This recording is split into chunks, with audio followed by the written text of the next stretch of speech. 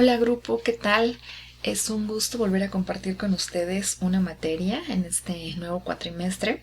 Ya van más adelantados en su formación académica y pues me da mucho más gusto poder compartir con ustedes la parte 2 de la materia que estuvimos revisando el cuatrimestre pasado, porque aparte les comentaba que es una de mis materias favoritas, todo lo que tiene que ver con la psicopatología. Bueno, pues vamos a ver otros tantos trastornos en este nuevo cuatrimestre.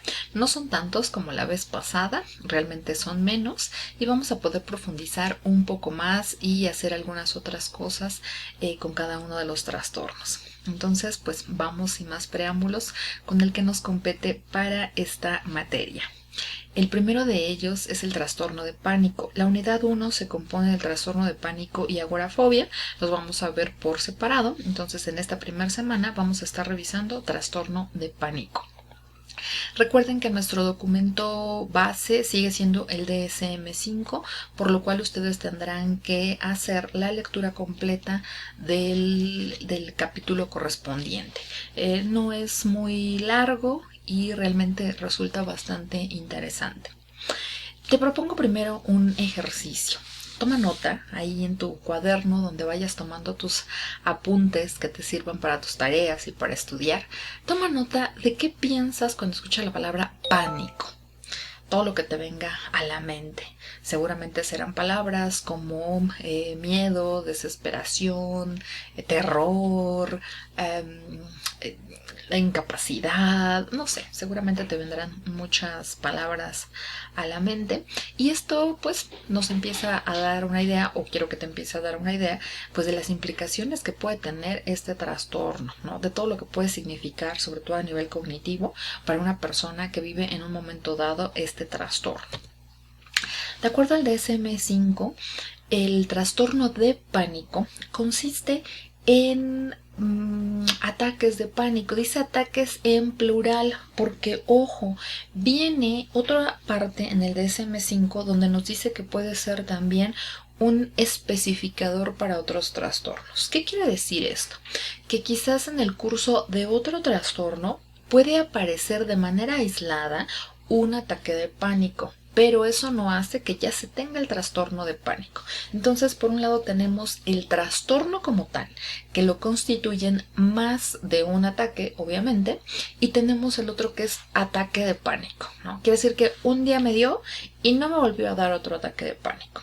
Ya cuando se va presentando de manera reiterada, entonces ya tendríamos que hacer el diagnóstico de trastorno de pánico. Nos dice también dos características muy importantes. Son imprevistos y son recurrentes. Si en un lapso de 6 meses solo se presentó uno, entonces es ataque de pánico y ya. Y el DSM-5 menciona que no constituye como tal una entidad patológica. Uno. Pero si en ese lapso de 6 meses se presentaron 2, 3, entonces ya tendríamos que hacer el diagnóstico de trastorno de pánico. Entonces es la aparición súbita de miedo intenso o de malestar intenso que en cuestión de minutos alcanza su máxima expresión. De hecho, por característica, los ataques de pánico duran minutos. Pueden ser alrededor de 10 minutos, por ejemplo, pero es suficiente para que la persona experimente mucho miedo y toda una serie de sintomatologías que aquí están. Palpitaciones, sudoración, temblores, sacudidas, sensación de ahogo, mareo, aturdimiento, desmayos, incluso sensación de entumecimiento o hormigueo, que si te das cuenta son características de tipo físico, pero también hay dos que son de tipo cognitivo y que estas hacen un círculo vicioso.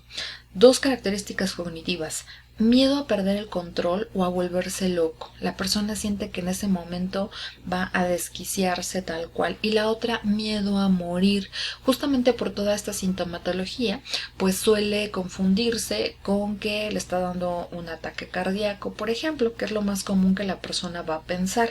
Y esto es lo que hace, pues, que llamen a urgencias, que se vayan al hospital o pidan ser llevados al hospital por toda la sintomatología física, porque la persona está segura que está sufriendo desarrollando un ataque cardíaco.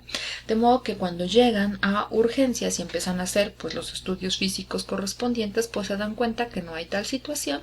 Y entonces es lo que comúnmente, esto ataque de pánico es lo que comúnmente las personas le llaman ataque de ansiedad, ¿sí?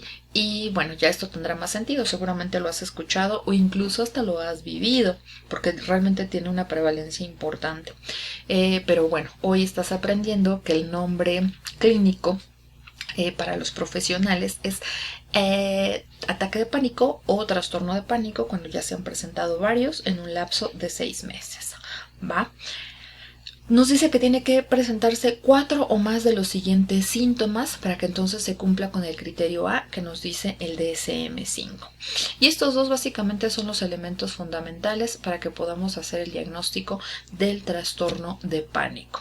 Aquí te pongo algunas sensaciones, cuál es la interpretación que hace la persona y cuál es la explicación real de qué es lo que está pasando, ¿no? Pero esa interpretación que hace la persona, pues es lo que hace que piense que se va a morir.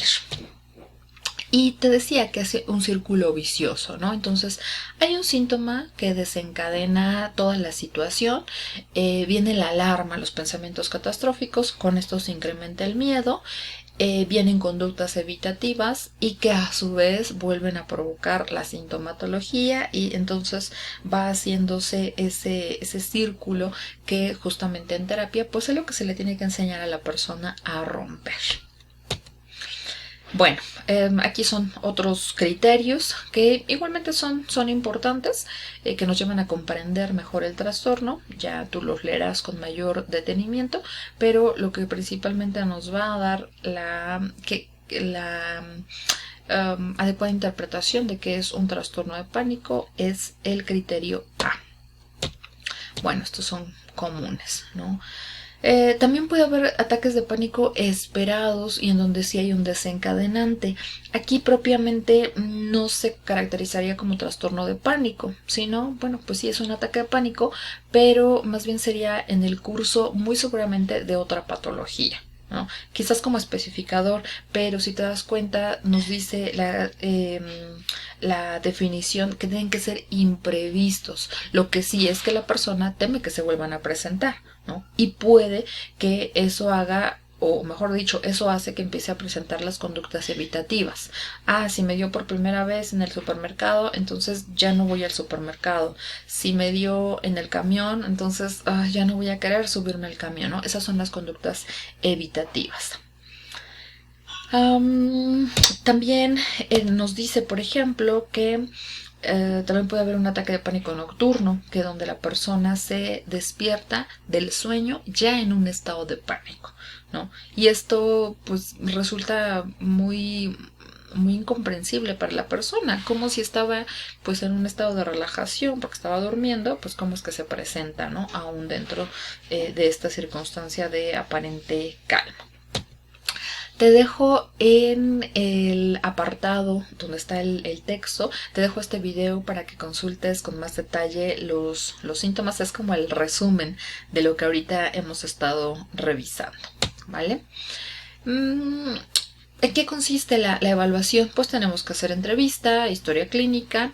También hay autorreportes donde la persona pueda ir ella misma tomando ahí anotaciones de cada cuánto se presentan, si hay elementos desencadenantes, en fin, todo lo que ayude a la mejor comprensión del trastorno en la persona en específico.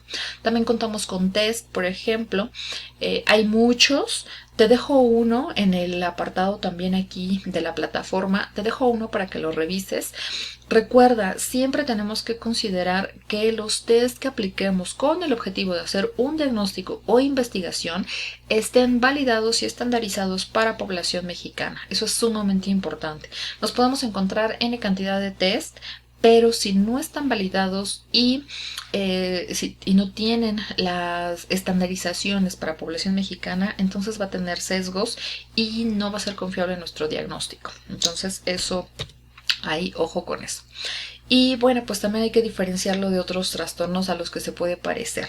Recuerda que veíamos en la materia pasada que el diagnóstico diferencial es poder tener los argumentos que me digan que es este trastorno la mejor explicación para lo que le está pasando a la persona, a mi paciente, ¿no? Y entonces el diagnóstico diferencial es decir, ¿por qué otros que se parecen no pueden corresponder a la sintomatología?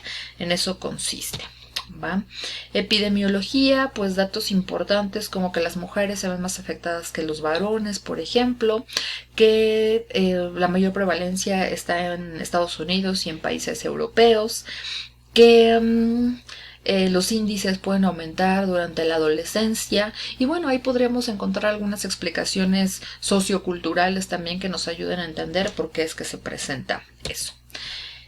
Algunos factores que están asociados como de tipo genético o neurológico y algunos modelos explicativos de por qué se presenta este tipo de trastornos o bueno, este trastorno en específico. En el apartado de plataforma, ahí te dejo más información que puedas tú consultar. Te dejo también este juego para que repases los síntomas y que te diviertas un poco, te distraigas ahí reforzando alguna sintomatología, ¿vale? Y las fuentes, el DSM-5 y estos otros dos que también te invito a que los revises, ya que te pueden ayudar a tener información más profunda. Entonces recuerda que pues hay que leerle ahí un poco más, no te quedes nada más con el video y con lo poquito que aquí te comento. Te pongo ahí toda la información para que tú puedas consultarla con mayor detalle.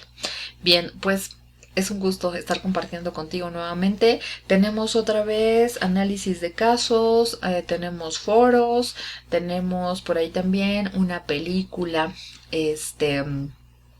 te recomiendo que la vayas buscando. Está en Netflix y es la película Tok Tok.